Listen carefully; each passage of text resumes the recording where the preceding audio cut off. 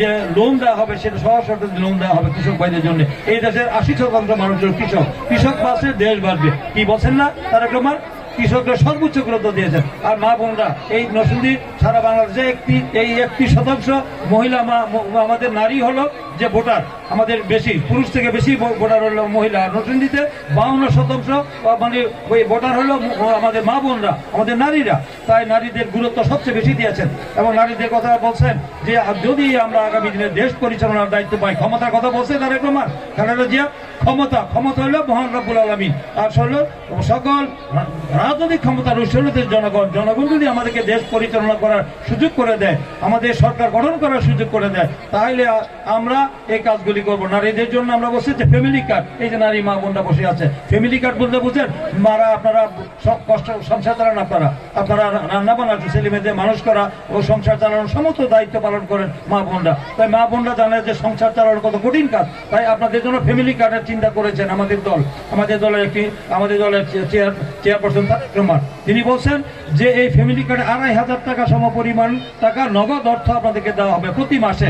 আর যদি নগদ অর্থ কোনো কারণে না হয় তাহলে 2,500 টাকা সম পরিমাণ নিত্য প্রয়োজনীয় দ্রব্যমূল্য, চাল, ডাল, তেল, লবণ, পেঁয়াজ, রসুন এগুলো দেওয়া হবে আপনাদেরকে।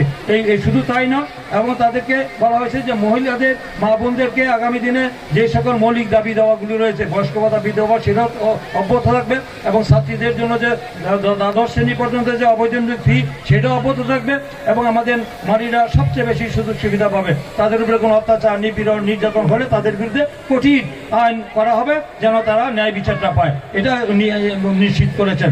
তো আপনারা এই বিষয়গুলি আমাদের কথায় না কাজে আমরা প্রমাণ করতে চাই। একটি দফার মধ্যে রয়েছে শুধু শিক্ষা, সবার জন্য শিক্ষা, সবার জন্য স্বাস্থ্য। একজন ব্যক্তিও যেন বিনা চিকিৎসায় মৃত্যুবরণ না করে তার জন্য আমাদের প্রত্যেক ইউনিয়ন পর্যায়ে আমরা ক্লিনিক করা হবে, হাসপাতাল করা হবে এবং মানুষের চিকিৎসার জন্য সুচিকিৎসার জন্য যা যা করার সমস্ত ব্যবস্থা করা হবে। এই ব্যবস্থাগুলি আমাদের কৃষি, স্বাস্থ্য এবং আমাদের শিক্ষা, এটা সবচেয়ে বেশি গুরুত্ব উনি দিয়েছেন। এই গুরুত্ব দিয়েছেন আমাদের কথায় না, একটি দফা রাষ্ট্র সংস্কারের মধ্যে রয়েছে।